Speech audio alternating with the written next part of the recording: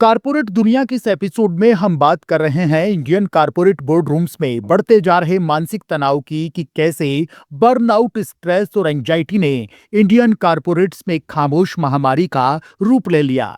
ताजा रिपोर्ट्स जैसे सीआईआई मेडी बडी corporate wellness index 2025 और the live love love foundation की 2025 रिपोर्ट से आंकड़े बताते हैं कि 86% employees mental health issues face कर रहे हैं। 59% बर्नआउट के लक्षण दिखा रहे हैं और अर्थव्यवस्था को $350 बिलियन का नुकसान हो रहा है। कंपनियां जैसे टीसीएस, इन्फोसिस, हल और रिलायंस जैसे ईएपीज यानी एम्प्लॉय असिस्ट प्रोग्राम, एमएचएफए यानी मेंटल हेल्थ फर्स्ट एड और वेलनेस प्रोग्राम्स चला रही हैं। दोस्तों, कल्पना कीजिए, आप सुबह 9 बजे ऑफिस पहुंचते हैं, लैपटॉप खोलते हैं, मीटिंग्स का सिलसिला शुरू होता है, टारगेट्स, केपीआई और डेडलाइंस का दबाव बढ़ता जाता है और शाम 8-9 बजे घर लौटते हैं, लेकिन दिमाग अभी भी ऑफिस में ही अटका रहता है। नींद नहीं आती, चिड़चिड़ापन बढ़ता है और छोटी छोटी बातों पर गुस्सा आता है और एक दिन अचानक लगता है बस अब नहीं हो रहा। ये सिर्फ आपकी कहानी नहीं, बल्कि आज के इंडियन कारपोरेट वर्ल्ड की कड़वी हकीकत है। 2025-2026 में यह समस्या और गंभीर हो गई, जहां वर्कफोर्स की lifestyle, digital always on culture और बढ़ती जॉब इनसिक्योरिटी ने बर्नआउट को एक साइलेंट एपिडेमिक बना दिया। ताजा रिपोर्ट्स देखें तो आंकड़े दिल दहला देने वाले हैं। The live love love foundation की 2025 की report transforming mental health in corporate India के अनुसार 59% इंडियन एम्प्लॉयज बर्नआउट के क्लासिक लक्षण दिखा रहे हैं। क्रॉनिक थकान, सिनिसिज्म यानी सब कुछ नकारात्मक लगना और कम प्रोडक्टिविटी।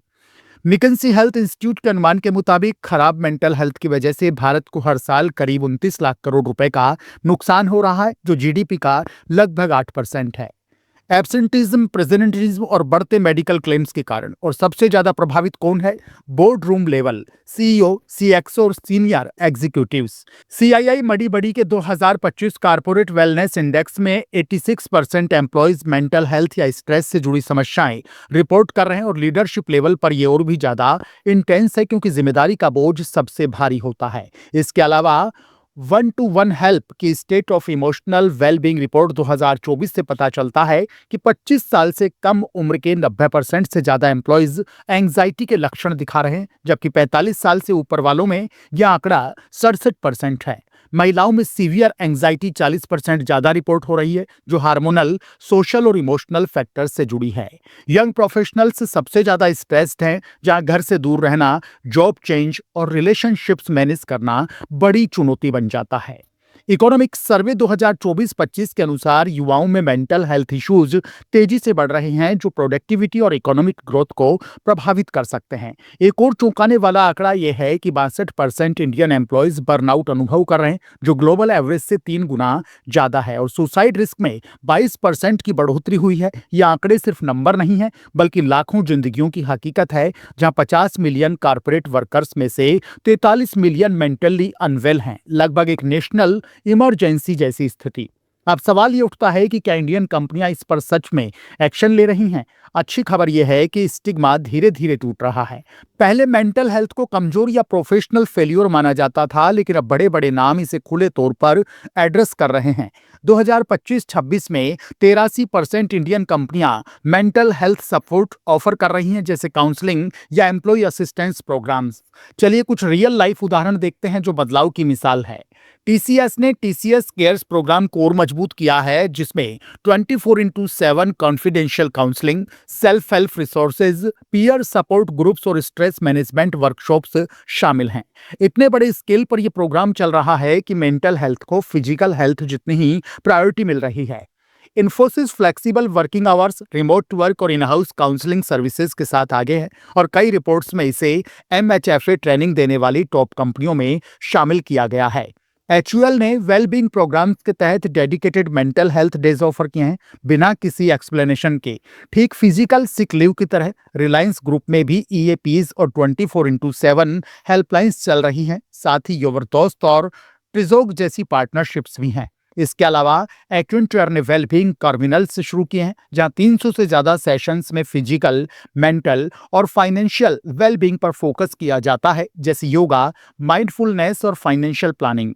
जोमेटो ने इन्फिनाइट वेलनेस लेवल्स इंट्रोड्यूस की है, जहां एम्प्लॉयज बिना सवाल के रेस्ट ले सकते हैं। पब्लिक्स सेपिएंट मैनेजर्स को मेंटल हेल्थ एली ट्रेनिंग दे रही है ताकि वे डिस्ट्रेस के संकेत पहचान सकें।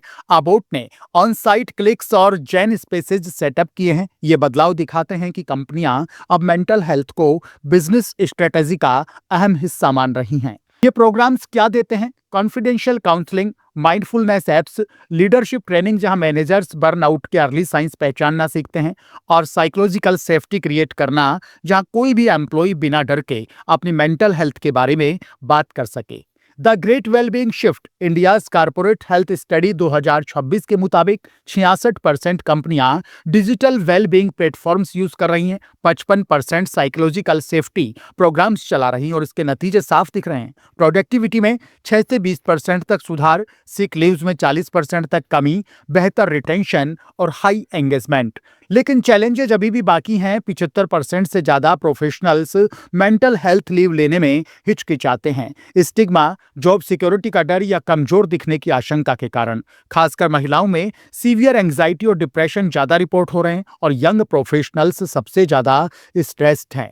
बोर्ड रूम में यह समस्या और भी कॉम्प्लिकेटेड है। सीईओ खुद प्रेशर में होते हैं, लेकिन उन्हें मजबूत दिखना पड़ता है। इसके अलावा क्रोनिक इलनेस और प्रेजेंटिज्म से एम्प्लॉय को सालाना 1.12 लाख का नुकसान हो रहा है, जबकि वेलनेस प्रोग्राम्स 3 से 4 गुना आरओआई देते हैं।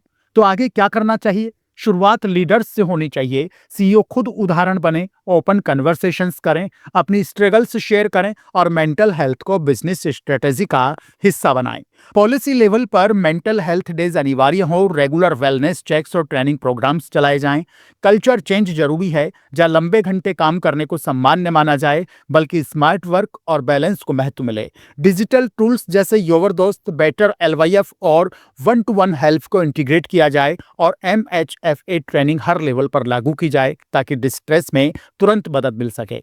दोस्तों, मेंटल हेल्थ कोई लग्जरी नहीं बल्कि बिजनेस की बेसिक नीड है। अगर बोर्ड रूम में स्टिग्मा टूटेगा तो पूरी कंपनी में प्रोडक्टिविटी, इनोवेशन, क्रिएटिविटी और ग्रोथ बढ़ेगी। एक हेल्दी माइंड ही असली एसेट है। अगर आप सीईओ हैं, मैनेजर हैं या एम्प्लॉय, आज ही एक छोटा कदम उठाएं। किसी ट्रस्टेड कॉलीग से बात करें, प्रोफेशनल हेल्प लें, या बस थोड़ा ब्रेक लेकर रेस्ट करें, क्योंकि healthy mind healthy business. Comments में बताएं आपके ऑफिस में मेंटल हेल्थ सपोर्ट कैसा है, क्या कोई अच्छा प्रोग्राम चल रहा है या आप किसी चैलेंज का सामना कर रहे हैं। शेयर करें, क्योंकि बातचीत से ही बदलाव शुरू होता है।